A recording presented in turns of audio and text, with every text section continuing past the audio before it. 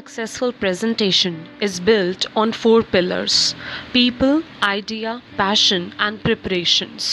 Well, अगर हम presentation की बात करें तो presentation एक brief overview description होता है किसी भी topic, product या subject से related, जिसमें हम explain करते हैं pros, cons, valuable outcomes, graphs, ratings और भी कई चीज़ें हमारे पर्टिकुलर सब्जेक्ट को देखते हुए।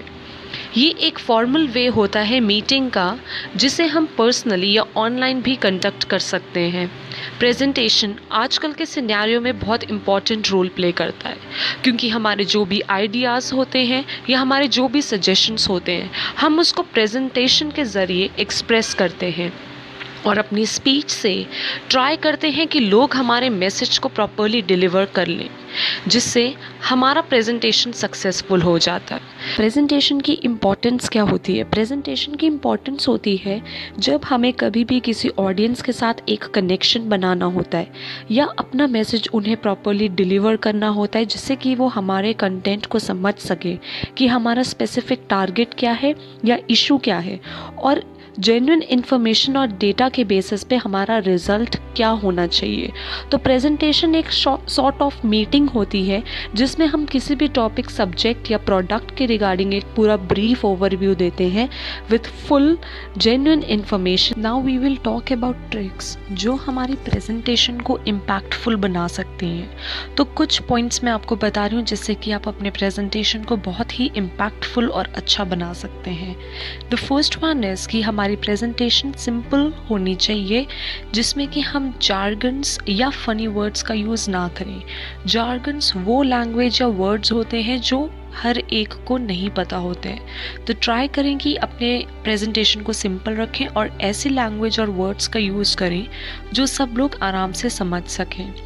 सेकेंड, स्लाइड्स को बिल्कुल फिलअप नहीं कर देना है पूरी तरह से इन्फॉर्मेशन से, क्योंकि अगर आप अपनी स्लाइड्स में ज़्यादा इन्फॉर्मेशन रखेंगे तो ऑडियंस डिस्ट्रैक्ट हो जाएगी और वो आपकी स्लाइड्स में इन्फॉर्मेशन ही पढ़ती रह जाएगी। इंस्टेड वो आपकी स्पीच और मैसेज पर ध्यान नहीं दे पाएंगे। थर्ड पॉइंट इज़ कि हमें अपने ऑडियंस की नीड को, जो उनकी नीड है एक्चुअल में, उसको ध्यान में रखते हुए सारे पॉइंट्स कवर करने हैं। नेक्स्ट इज़ हमें अपनी ऑडियंस को जानने की बहुत ज़रूरत है कि हम किस टाइप की ऑडियंस को पार्टिसिपेट करवा रहे हैं अपने प्रेजेंटेशन में, तो हमें उनके अकॉर्डिंग, उनकी नीड के एंड उनके ओवरऑल एजम्पशन के अकॉर्डिंग अपने प्रेजेंटेशन को फुलफिल करना होगा। नेक्स्ट पॉइंट इज़ कि हमें एक बड़े आइडिया पर ही कंसंट्रेट करना चाहिए। जो हमारा मेन मैसेज है हमें उसी पे एम्फसाइज करना चाहिए, जोर देना चाहिए। इंस्टेड हमें मल्टीपल आइडियाज़ नहीं लाने चाहिए, क्योंकि हम जितने मल्टीपल आइडियाज़ प्रेजेंटेशन में इंक्लूड करेंगे उतना कन्फ्यूजन क्रिएट होगा। So it would be better कि अगर हम अपने प्रेजेंटेशन को एक ही आइडिया के ऊपर डिपेंड करके उसको सिंपल रखें, एंड हमें वही लैंग्वेज यूज़ करनी चाहिए जो हमारी ऑडियंस अच्छे से समझ सके। और ऑडियंस को अच्छे से इन्फ्लुएंस करने के लिए हम उनके जैसा ड्रेसअप भी कर सकते हैं, जिससे कि टेस्ट सिमिलर होगा तो लोग उतने ही अट्रैक्ट होंगे। सो ये कुछ इम्पैक्टफुल ट्रिक्स हैं जिससे कि हम अपने प्रेजेंटेशन को काफ़ी अच्छा रिप्रेजेंट और इम्पैक्टफुल बना सकते हैं। अब बात करते हैं प्रेजेंटेशन देते टाइम हमारी बॉडी लैंग्वेज कैसी होनी चाहिए, क्योंकि सबसे पहले पर्सनालिटी के साथ और कम्युनिकेशन स्किल्स के साथ अगर कोई ऑडियंस आप में कुछ देखती है तो वो है बॉडी लैंग्वेज। तो प्रेजेंटेशन के लिए बॉडी लैंग्वेज के कुछ पॉइंट्स मैं यहाँ आपको डिस्क्राइब कर रही हूँ जिसका हमें ध्यान देना चाहिए। फर्स्ट पॉइंट इज़ कि हमें बिल्कुल कॉन्फिडेंट, फ्री और स्ट्रॉन्ग पर्सनैलिटी जैसा अपने आप को शो करना चाहिए। सेकेंड, हमें बिल्कुल स्ट्रेट अपना बॉडी रखना है, पोस्चर, एंड उसके बाद ओपन जेस्चर, जहाँ पे भी हैंड मूवमेंट्स की ज़रूरत हो वहाँ पे हैंड मूवमेंट्स करेंगे, और आई कॉन्टैक्ट ऑडियंस के साथ रखना ज़रूरी होता है। नेक्स्ट, हमारी वॉइस जो है वो बिल्कुल स्ट्रॉन्ग और ऑडिबल होनी चाहिए from the beginning to the end of the presentation. यानी हमने जिस टोन और वॉल्यूम के साथ प्रेजेंटेशन को स्टार्ट किया है, एंड में भी वही टोन और वॉल्यूम होनी चाहिए। और हमारे फेस पे एक स्माइल और रिलैक्सेशन होना चाहिए। अगर हम चाहें तो अपनी स्पीच देते हुए स्टेज पर एक नॉर्मल वॉक भी ले सकते हैं, या तो फिर ऑडियंस के बीच में भी वॉक ले सकते हैं, जिससे कि हम ऑडियंस को प्रॉपर्ली दिख सकते हैं और ऑडियंस हमें प्रॉपर्ली सुन लेगी। नेक्स्ट एंड लास्ट, अपनी स्पीच देते टाइम हमें अपने फेस पे एक्सप्रेशंस का खास तौर पर ध्यान रखना चाहिए कि हम जो सेंटेंस बोल रहे हैं उसके अकॉर्डिंग हमारे एक्सप्रेशंस हैं या नहीं। अगर आप इन बॉडी लैंग्वेज के पॉइंट्स का ध्यान रखेंगे तो डेफिनेटली ऑडियंस आपको बहुत अच्छे से और आपके मैसेज को समझेगी।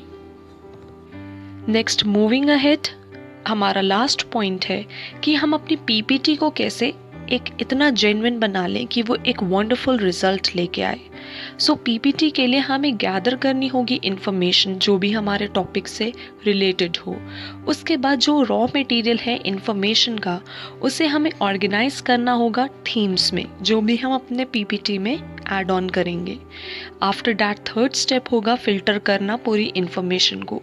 वो पर्पसफुल होनी चाहिए, ऑडियंस के नीड के अकॉर्डिंग होनी चाहिए और उसकी टाइमिंग को भी हमें सेट करना होगा। नेक्स्ट इज, जो हमारी इन्फॉर्मेशन है वो बिल्कुल सीक्वेंस में जानी चाहिए। एक सिंक होना चाहिए हमारी स्पीच का और स्लाइड्स का एक दूसरे के साथ, क्योंकि हम जो पीपीटी में दिखा रहे हैं वही हमें बोलना भी होगा।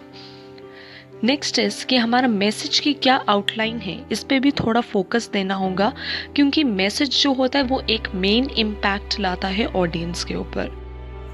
अपने टॉपिक के अकॉर्डिंग अगर आप चाहें तो शॉर्ट स्टोरीज़ भी ऐड कर सकते हैं। वो शॉर्ट स्टोरीज़ कुछ रियल इंसिडेंट पे बेस्ड होनी चाहिए या उनका रिज़ल्ट बहुत ही इम्पैक्टफुल होना चाहिए, जिससे कि जो ऑडियंस है वो उससे बहुत ज़्यादा इन्फ्लुएंस हो जाए।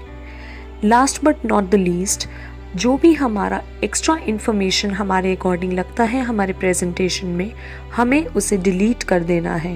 That means you have to cut what you don't need. जो हमें इम्पॉर्टेंट नहीं लगता है हमारे प्रेजेंटेशन में इन्फॉर्मेशन के अकॉर्डिंग होगा, उसे हम डिलीट कर देंगे लास्ट में। So this is all about your presentation. So thank you everyone for watching this video. I hope कि आप लोगों को बहुत अच्छी लगी है ये video. And please don't forget to hit like, share and comment on the video. Thank you everyone for watching.